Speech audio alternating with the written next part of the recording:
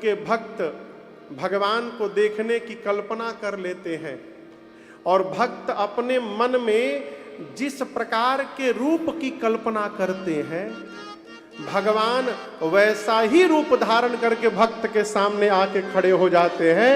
यही निराकार का साकार होना है। आपको क्या लगता है कि हमको आपको कहीं भगवान मिले नहीं होंगे? क्या ऐसा लगता है आपको कि हमको आपको कहीं भगवान कभी मिले नहीं होंगे? कई बार मिले होंगे, लेकिन हम पहचान क्यों नहीं पाए? हम इसलिए नहीं पहचान पाए क्योंकि हम कल्पना बना करके बैठे हैं हमारे भगवान आकाश में रहते हैं, इसलिए कुछ भी हो जाए, हे भगवान। आदमी कहां देखत है? ऊपरे है का नीचे नहीं है? भगवान नीचे नहीं है। हम ऊपर ढूंढते हैं, इसलिए नीचे वाले नहीं मिलते हैं। जिस दिन अपने अगल बगल भगवान को ढूंढना प्रारंभ करेंगे, हमको चंद्रपुर में ही भगवान प्राप्त हो जाएंगे। हमने कल्पना बनाई है कि भगवान हमारे सोने का मुकुट लगाए होंगे, हीरा मोती की माला पहने होंगे, पीतांबर ओढ़े होंगे, सिंहासन पर विराजमान होंगे, लेकिन भगवान किसी रूप में आ सकते हैं। है कण कण में झांकी भगवान की, किसी सूझ वाली आंख ने पहचान की, किसी सूझ वाली आंख ने पहचान की। है कण कण में झांकी भगवान की, है कण कण में झांकी भगवान की, किसी सूझ वाली आंख ने पहचान की, किसी सूझ वाली आंख ने पहचान। इसी महाराष्ट्र में, इसी महाराष्ट्र की धरती पर एक संत हुए नामदेव जी। नामदेव जी, क्या नाम था? नामदेव। इसी महाराष्ट्र में हुए। रोटी बना रहे थे, रोटी बना के जमा किए थे। एक कुत्ता आया, मुंह में रोटी उठा के भाग गया। हम रहते तो डंडा लेके दौड़ते। नामदेव जी घी का कटोरा लेके दौड़ गए। बोले, प्रभु आप कुत्ते के रूप में मेरे घर भोग लगाने आ जाए हैं, रूखी रोटी मत खाइए नाथ, थोड़ा घी लगा देता हूं, उसके बाद भोग लगाइएगा।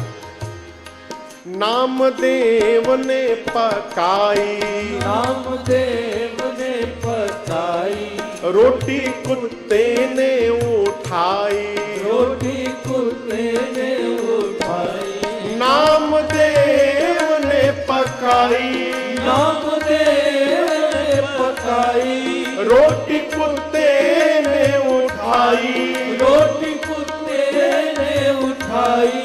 पीछे घी का कटोरा लिए जा रहे, पीछे घी का कटोरा लिए जा रहे, पीछे घी का कटोरा लिए जा रहे। बोले रूखी तो ना खाओ, बोले रूखी तो ना खाओ, थोड़ा घी तो लेते जाओ, थोड़ा घी तो लेते जाओ। बोले रूखी तो ना खाओ, बोले रूखी तो ना खाओ, थोड़ा घी तो लेते जाओ, थोड़ा घी तो लेते जाओ। रूप अपना क्यों मुझसे छिपा रहे, रूप अपना क्यों मुझसे छिपा रहे, रूप अपना क्यों मुझसे छिपा रहे। तेरा मेरा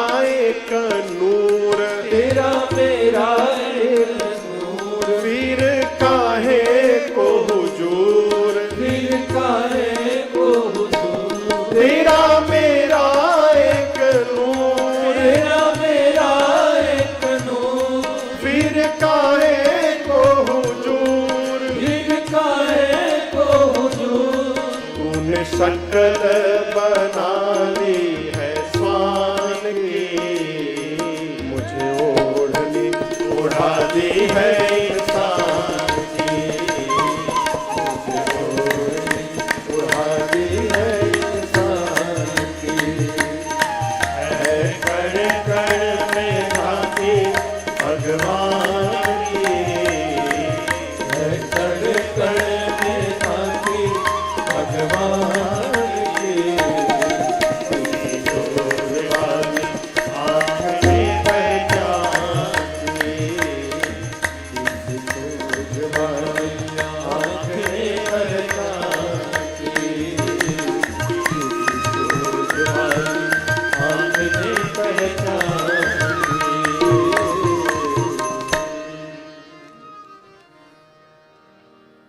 है कण कण में झांकी भगवान की, किसी सूझ वाली आँख ने पहचान की। शंकर भगवान बोले देवी, जो भगवान अगुण है, अरूप है, जिनको देखा नहीं जा सकता, अलख है, अजन्मा है, वही परमात्मा जो जन्म नहीं लेते, भक्तों के प्रेम के कारण अपना सारा नियम तोड़ करके और जन्म लेकर के उनके सामने प्रकट हो जाते हैं। भगत प्रेम बस सगुन सोई। भगवान को प्राप्त करने का एकमात्र साधन है प्रेम। ज्ञान से भगवान मिलेंगे कि नहीं मिलेंगे मुझे नहीं मालूम, प्रेम से मिलेंगे ये पता है। यदि ज्ञान से भगवान मिलते ना तो केवट जी को राम जी न मिले होते, ये तो पक्का है। ज्ञान से भगवान मिलते तो शबरी मैया को राम जी का दर्शन नहीं मिलता। शबरी कहती हैं कि केहि विधिया स्तुति मैं करऊं तुम्हारी। हे प्रभु, मेरे गुरुदेव ने कहा था राम जी आएंगे तो हाथ जोड़कर स्तुति करना, मैं कैसे करूं? अधमा जाति में जड़माति भारी, अधमा ते अधमा अधम अति नारी, तिनमहु मैं मति मंद अधारी। मैं मति मंद हूँ, अधम हूँ, अधम में भी अधम हूँ, पढ़ी लिखी नहीं हूँ, आपकी स्तुति कैसे करूँ नाथ? राम जी बोले, आज शबरी राम की स्तुति नहीं करेगी, आज राम शबरी की स्तुति करेगा, इसलिए मैं आपकी स्तुति करता हूं। आप बैठिए। आप बोलिए ज्ञान से भगवान मिलते तो शबरी को राम मिले होते? इसको समझिएगा। जब ज्ञान होगा आप भगवान के पीछे दौड़िएगा, और जब प्रेम हो जाएगा ना तो भगवान आपके पीछे दौड़ना प्रारंभ करेंगे। कहो, शंकर जी बोले, केवल भगत प्रेम बस सगुन सो होई। भगवान केवल और केवल अपने भक्तों के प्रेम के कारण सगुण होते हैं, दूसरा कोई उपाय नहीं है। शंकर जी बोले, देवी रूप के बारे में वेद भी नहीं जानते, मैं क्या बताऊंगा?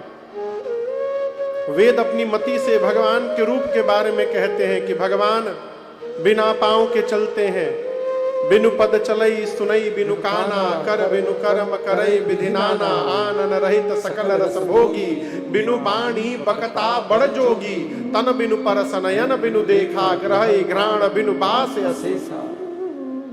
वेद जिनके बारे में ऐसा बताते हैं कि वो बिना पांव के चलते हैं, बिना कान के सुनते हैं, बिना हाथ के सब व्यवहार करते हैं, बिना आंख देख लेते हैं, बिना नासिका के सुगंध लेते हैं, बिना जिह्वा के सबसे बड़े वक्ता हैं, बिना मुख सारा भोजन लेते हैं, बिना शरीर सबको स्पर्श करते हैं। मुनि लोग जिनका ध्यान रखते हैं वही परम पिता परमेश्वर महाराज दशरथ के घर में पुत्र बन करके राम बन के खेल रहे हैं, वही ब्रह्म ही राम बनकर खेल रहा है। यहां काशी का कोई है? काशी का एक दो मैया हाथ इधर भैया लोग, और दो तीन लोग हैं काशी के भी। काशी की एक महिमा है, मैं आपको निवेदन करूं। गोस्वामी जी कहते हैं कि काशी की क्षेत्र में, काशी की धरती पर यदि मच्छर भी मर जाए ना, मच्छर, मनुष्य को छोड़िए, मच्छर की भी मृत्यु हो जाए तो भगवान विश्वनाथ उस जीव के कान में राम शब्द का उच्चारण करके उसको आवागमन से मुक्त कर देते हैं। ये काशी की महिमा है। तो शंकर जी कहते हैं मां पार्वती से देवी कि मैं मुक्त नहीं करता हूं, राम जी का नाम उस जीव को मुक्त कर देती है, मैं नहीं करता। जासु नाम बल करऊं विसो की, काशी मरत जंतु अवलोकी। ऐसी भगवान राम की महिमा है। भगवान राम का नाम जो बरबस भी एक बार मुख से ले ले, उसके करोड़ों जन्म के पाप भस्म हो जाए। और देवी जो प्रेम से कीर्तन करता रहे, वो इस भवसागर को कब पार कर जाएगा उसको पता चलने वाला नहीं है। मां पार्वती शंकर जी के चरणों में गिर गई। मां ने कहा प्रभु मेरा सारा भ्रम समाप्त हो गया, अब आप कृपा करके मुझे ये बताइए राम जी मनुष्य शरीर में क्यों आए, मनुष्य रूप में अवतार क्यों लिए? शंकर जी बोले जो मुझे समझ में आ रहा है कि जब जब होए धर्म के हानि, जब जब होए धर्म के हानि, बाढ़हि असुर अधम अभिमानी, बाढ़हि असुर अधम अभिमानी, करई अनीति जाय नहीं परनी, करई अनीति जाय नहीं परनी, सीतहि विप्र धेनु सुर धरनी, सीतहि विप्र धेनु सुर धरनी, तब तब प्रभु धरे, तब तब प्रभु धरे, विविध शरीरा, हरहि कृपा निधि सज्जन पीरा, हरहि कृपा निधि सज्जन पीरा, हरहि कृपा निधि सज्जन पीरा। भगवान शंकर कहते हैं देवी जब जब धरती पर अभिमानी अधम असुर बढ़ जाते हैं और ये असुर बढ़कर धरती पर, पृथ्वी पर, गौ माताओं पर, संतों पर, भक्तों पर इतना अत्याचार करने लगते हैं कि जिसका वर्णन नहीं किया जा सकता, तब तब भगवान विविध रूप धारण करके धरती पर आते हैं और आकर सज्जनों की पीड़ा का हरण करते हैं। भगवान शंकर ने राम जी के जन्म के 5 कारण बताए। कितने कारण? ऐसे तो अनेक कारण हैं। राम जन्म के हेतु अनेका, परम विचित्र एक ते, लेकिन उन अनेक कारणों में से जन्म एक दुई कहूं बखानी। भगवान शंकर सबसे पहला कारण बताते हैं कि देवी भगवान श्री हरि के द्वार पर 2 द्वारपाल थे जिनका नाम था जय और विजय। क्या नाम था? जय और विजय। एक बार सनकादिक ऋषि, 4 भाई हैं, सनकादिक ऋषि चारों भाई भगवान के दर्शन के लिए भगवत धाम गए। द्वार पर खड़े जय विजय ने कहा कि अभी भीतर आप नहीं जा सकते, किसी के लिए भी प्रवेश वर्जित है। मुनियों ने कहा मुझे नहीं पहचानते हम लोगों को, जाने दो। जय विजय ने मना कर दिया, नहीं जाने देंगे। 3 बार मुनियों ने अनुमति मांगी, जय विजय ने तीनों बार मना किया। आवेश आया, मुनियों को निकाले जल कमंडल से और शाप दे दिए, भगवत दर्शन में विघ्न करते हो, जाओ तुम दोनों असुर बन जाओ। जैसे श्राप दिया, भीतर से भगवान दौड़ करके आए। मुनियों ने कहा असुर तो बनना पड़ेगा, और 1 बार नहीं 3 बार हमने कहा जाने दो, नहीं जाने दिए, 3 बार बनना पड़ेगा। और आपके पार्षद है ना, जब जब ये दोनों असुर बनेंगे तब तब आपको भी शरीर धारण करके और उन दोनों को शरीर से मुक्त करना पड़ेगा, ये मेरा वचन है आपको। वही जय विजय पहला जन्म सतयुग में लिए हिरण्याक्ष और हिरण्यकश्यप के रूप में। तो हिरण्याक्ष को मुक्त करने के लिए भगवान वराह अवतार धारण किए, और हिरण्यकश्यप के लिए बताइए नरसिंह अवतार लिए। दूसरा जन्म त्रेता युग में वही जय विजय का रावण कुंभकर्ण के रूप में हुआ, जिनके लिए परमात्मा श्री राम ने अवतार लिया। गोस्वामी जी कहते हैं मुकुट न भय हते भगवाना, 3 जन्म द्विज बचन प्रवाना। तीसरा जन्म द्वापर में उसी जय विजय का शिशुपाल और दंत वक्र के रूप में हुआ, जिनके लिए परमात्मा श्री कृष्ण ने अवतार लिया। ये राम जी के जन्म का पहला कारण। दूसरे कारण में जो तुलसी मैया आपको दिखाई पड़ रही हैं, इन्होंने भगवान को श्राप दिया। आप कहेंगे तुलसी मैया ने प्रभु? तुलसी मैया पिछले जन्म में इनका नाम था वृंदा। क्या नाम था? वृंदा। इसलिए तुलसी को वृंदा भी कहा जाता है, वृंदावन। वृंदा मैया का विवाह हुआ था, असुरों का राजा था जलंधर उसके साथ। और वृंदा मैया असुरों के राजा की पत्नी थी, लेकिन भगवान की भक्त थी और पति में निष्ठावान थी। परिणाम वृंदा मैया के सतीत्व के कवच के कारण कोई भी देवता जलंधर को युद्ध में मार नहीं पाया, कोई जीत नहीं पाया उसको। अंत में देवता पहुंचे भगवान श्री हरि के पास, प्रभु आप कुछ करिए। भगवान ने कहा जाकर युद्ध करिए आप लोग, मैं कुछ करता हूं। जलंधर जब देवताओं से युद्ध करने के लिए निकला घर से, तो द्वार पर वृंदा मैया ने कहा नाथ आपकी कुशलता के लिए मैं पूजन में बैठने जा रही हूं, और जब तक मैं वहां बैठी रहूंगी आपका कोई बाल बांका नहीं कर पाएगा। जलंधर गया युद्ध करने, वृंदा जी पूजन में बैठ गई। और आपको कहूं थोड़ी देर बाद भगवान श्री हरि जलंधर का रूप धारण करके वृंदा मैया के सामने आ गए। वृंदा मैया देखी मेरा पति आ गया युद्ध से, पूजा छोड़ के उठ गई, और जैसे पूजा से उठी उसका पति मार दिया गया जलंधर। जलंधर का कटा हुआ सिर वृंदा जी के सम्मुख आके गिरा। मां तो देखी तो कांप गई। मां ने पूछा भगवान से कौन हो तुम? तब भगवान श्री हरि अपने रूप में आए। मारे संकोच के भगवान का सिर नीचे झुका हुआ था। वृंदा मैया ने कहा इतना बड़ा छल किया मेरे साथ आपने भगवान होकर, श्राप देती हूं आपको। जिस प्रकार आपने मेरे पति को मेरे से दूर किया है, एक दिन मेरा पति आपकी पत्नी को दूर करेगा आपसे, मेरा श्राप है आपको।